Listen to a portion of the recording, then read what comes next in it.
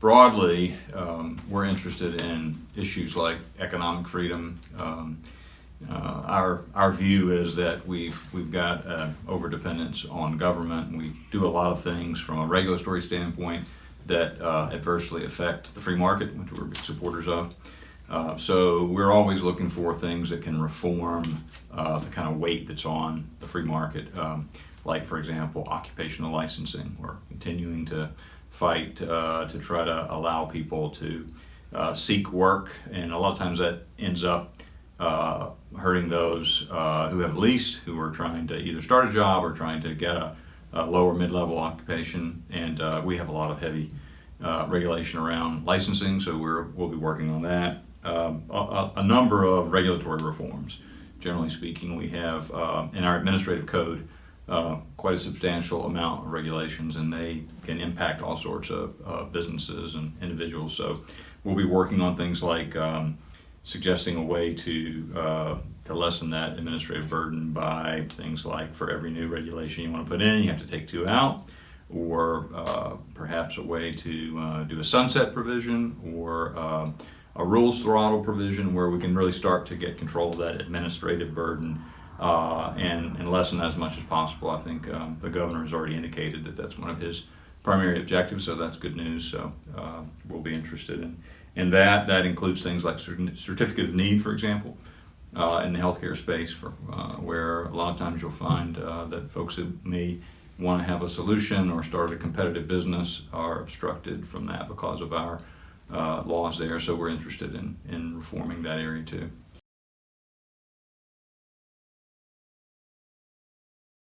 I haven't had a chance to work with the staff of the new Lieutenant Governor yet. Obviously, Dr. Taylor, who works for us, has been doing that for years, but I personally haven't yet, so I'm looking forward to having an opportunity to do that. Obviously, constitutionally, that's a very powerful position. Had the opportunity to work with the current governor, who was Lieutenant Governor, and his staff.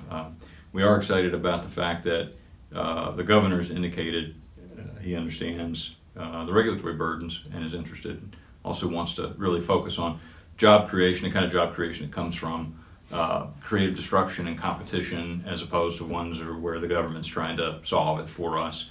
I am encouraged by some of the things I've heard from Lieutenant Governor with regards to trying to streamline things, trying to promote transparency, which we are certainly supporters of, and I think that could be very good to try to simplify things and make it obvious and clear to the constituents and those who are represented exactly what's going on in government. I think we could benefit from more transparency, certainly. And I think the Speaker has a pretty clear record of his position, and we've worked with his staff for a while. So I'm encouraged that I think there's an opportunity from the issues that we really are concerned about we have a chance to get some things done this session.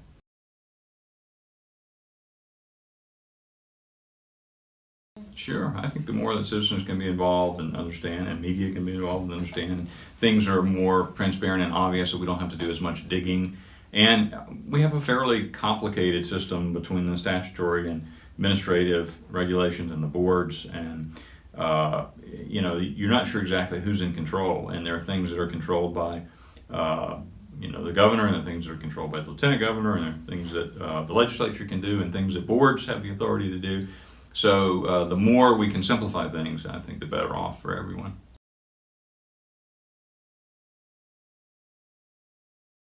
I'm not sure yet. Workforce development is a term that's being thrown around and used by virtually everyone who's in government now. And so I think we have to determine exactly what it means before we really know what it's going to do. I think on the one hand, obviously we all understand that a more educated, more prepared workforce is good for Mississippi. We would be more for allowing that to be our education system that prepares us, that makes sure that when we graduate from high school or college or technical school or community college or whatever it is, at the end point, we have the tools as individuals to be able to adapt, whether those are technical tools or whether those critical thinking tools. I'm not sure that we should be trying to train folks for a particular industry, because how does government know what the right industry is? How does government know what's going to happen 10 years from now or 5 years from now or 20 years from now? So I would be careful about workforce development.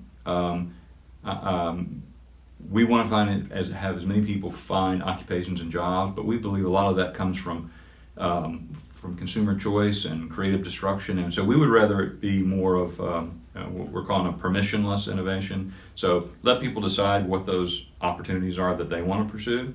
To the extent that government can help, great. So we'll see. Workforce development is still kind of a broad term, so we're waiting to see exactly how it gets defined. And as long as it doesn't mean using taxpayer money to try to predict the future and then give those companies that they think are going to be the employers of the future our tax dollars, we think that'd be a misallocation of resources, but we'll see.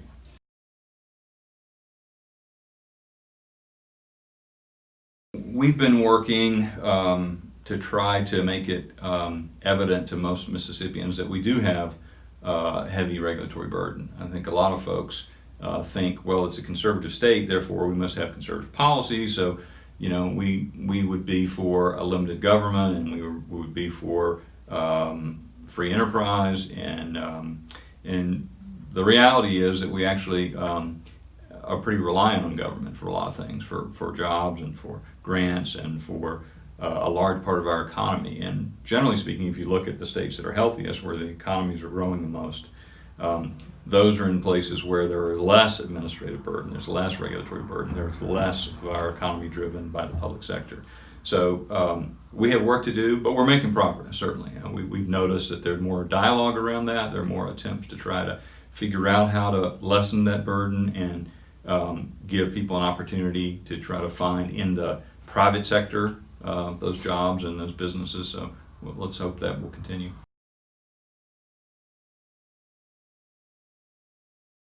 Yeah, so I think generally speaking, whether it's the history, whether it's poverty, whether it's unemployment rates, there is a tendency to think we have to do something to fix the problems, and the natural thing to do is ask government to do something, right? Which generally is to allocate resources, and so then we get in an argument about allocating precious resources.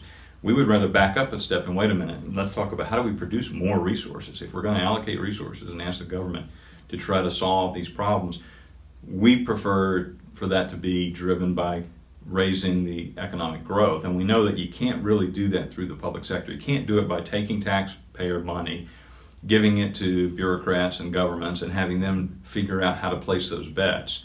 So there are certain things the government should be doing, and certainly we have made progress in a lot of areas, but we think it would be faster if we would allow more participation of the private sector. We have more answers coming from creative destruction and competition, and less sort of a defensive posture around trying to protect folks while we also then try to help the most needy.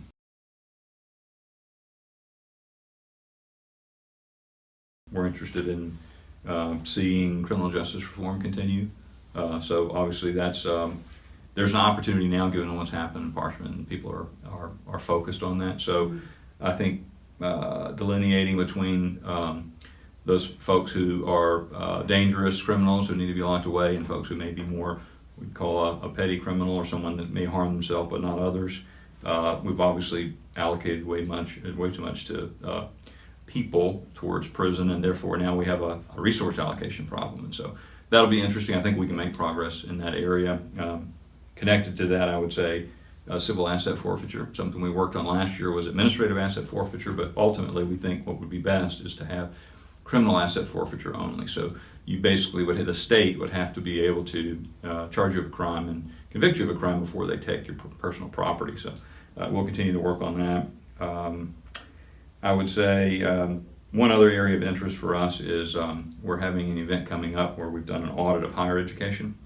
And so there are a lot of opportunities for reform in higher education, and that's an important part of this whole figuring out how to improve the economy, is how well equipped are folks to contribute when they graduate from college. So that's going to be an interesting area. And one of the things coming out of that is a look at campus free speech, for example, which generally we have a pretty good reputation, but there are a few schools where we have a constitutional problem with limiting free speech. So that's another area we'll focus on. And that's a big area generally.